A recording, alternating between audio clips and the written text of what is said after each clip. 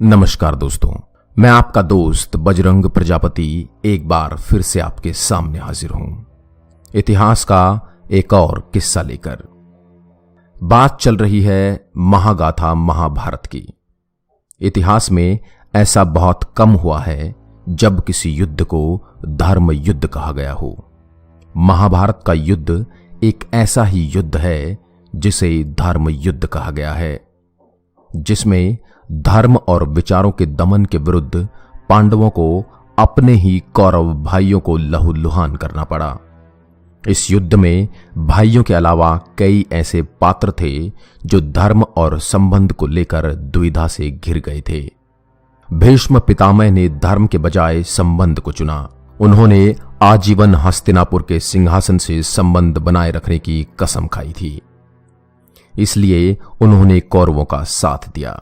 इस युद्ध में अधिकतर पात्रों ने कौरवों का साथ दिया था, लेकिन क्या आप जानते हैं कि स्वयं कौरव पुत्रों में से एक ने धर्म और सत्य का मार्ग चुनते हुए पांडव पुत्रों का साथ दिया था। महाभारत में एक ऐसा ही योद्धा है युयुत्सु, जिसके बाहुबल के कारण पांडवों का पक्ष मजबूत हो गया। युयुत्सु महाभारत के पात्रों में से एक तथा हस्तिनापुर नरेश धृतराष्ट्र का होनहार पुत्र था। वह महाभारत का एक उज्जवल और तेजस्वी योद्धा था। युयुत्सु महाभारत में इसलिए भी विशेष है क्योंकि महाभारत युद्ध आरंभ होने से पूर्व धर्मराज युधिष्ठिर के आह्वान पर उसने कौरवों की सेना का साथ छोड़कर पांडव सेना में मिलने और उन्हीं की ओर से युद्ध करने का निर्णय लिया था।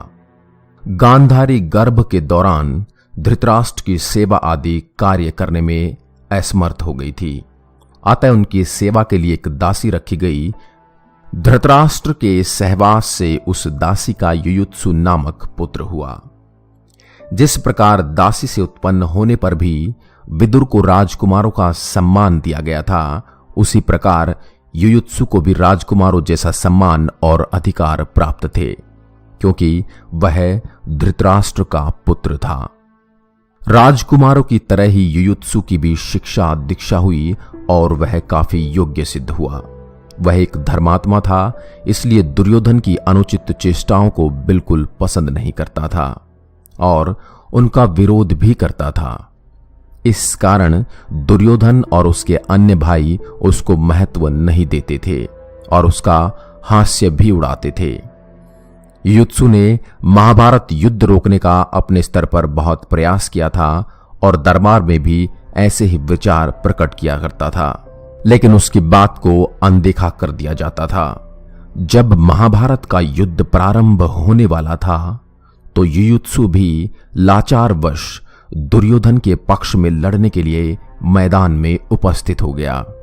महाभारत युद्ध के ठीक पहले जब सेनाएं आमने सामने खड़ी थी, युधिष्ठिर बीच में से निकल आए और उन्होंने बड़ी विचित्र सी बात कही।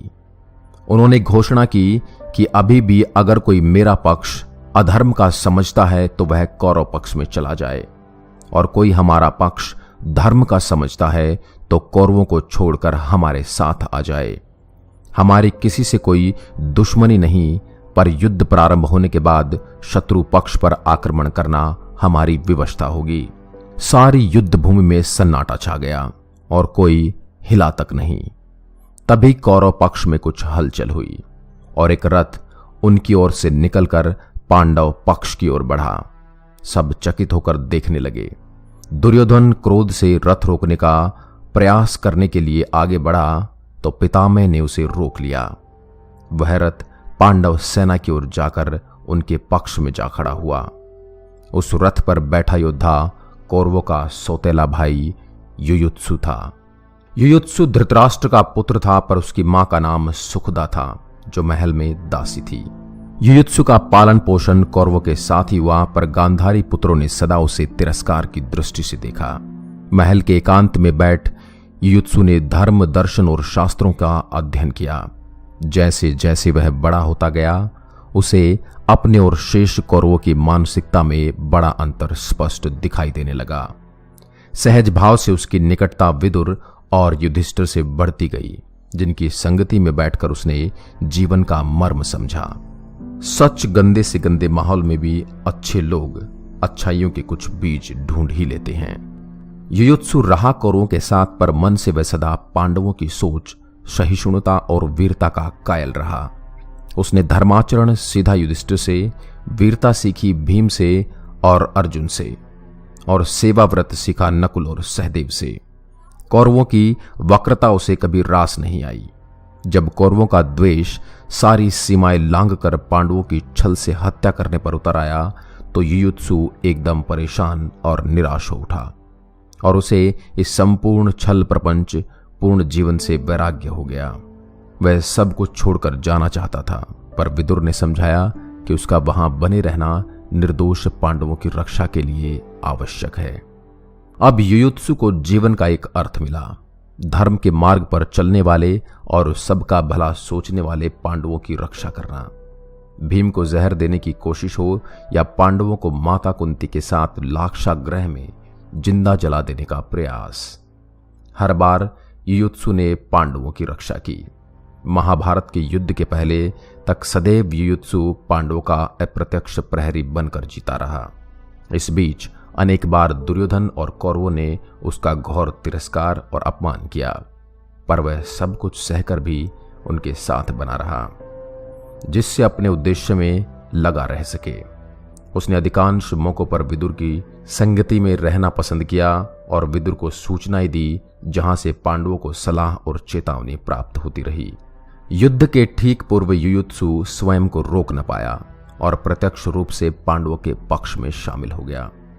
युधिष्ठिर ने उसे सीधे युद्ध में भाग लेने से मना किया और उन्हें हथियार और रसद के प्रबंधन का कार्य सौंपा, जिसे युयुत्सु ने बखूबी निभाया और पांडवों की जीत में एक अहम भूमिका अदा की। युद्ध के अंत में जो कुछ योद्धा बचे उनमें युयुत्सु भी शामिल था। उसे कौरवों ने चाहे कभी कौरव होने का सम्मान न दिया हो, पर धृतराष्ट्र की मृत्यु के उपरांत युयुत्सु ने उन्हें मुखाग्नि देकर पुत्र धर्म निभाया। युधिष्ठिर ने उन्हें ठीक विदुर जैसा ही पद अपने राज दरबार में देकर उनको सम्मानित किया। युधिष्ठिर ने वानप्रस्थ से पहले युयुत्सु को समझाया और युयुत्सु की देखरेख में परीक्षित को इंद्रप्रस्थ का राज सौंप दिया और स्वयं सारे पांडवों सहित हिमालय की ओर चले गए। युयुत्सु महाभारत का एक ऐसा पात्र है जिसने साबित किया कि आपके आसपास कैसे लोग रहते हैं और उनका आचरण कैसा है। यह बिल्कुल भी आपके आचरण को प्रभावित नहीं कर सकता जब तक आप उन्हें इसे प्रभावित करने का मौका ना दें। ठीक उसी प्रकार समुद्र में कोई भी नौका तब तक नहीं डूबती है जब तक उसमें कोई छेद या फिर वह नौका समुद्र के पानी को खुद में प्रवेश करने का मौका ना दे। आशा करता हूं यह पात्र आपको पसंद आया होगा। आगे भी हम चर्चा करते रहेंगे महाभारत के ऐसे ही पात्रों की, जिनकी भूमिका महाभारत के इस महाकाव्य में बहुत अहम रही, लेकिन पात्रों की बहुता और भीड़ की वजह से उन्हें हमेशा अनदेखा कर दिया गया। तब तक के लिए आपसे इजाजत लेते हैं और मिलते हैं एक और ऐसे ही पात्र के साथ हमारी अगली वीडियो में। जय हिंद, जय भारत।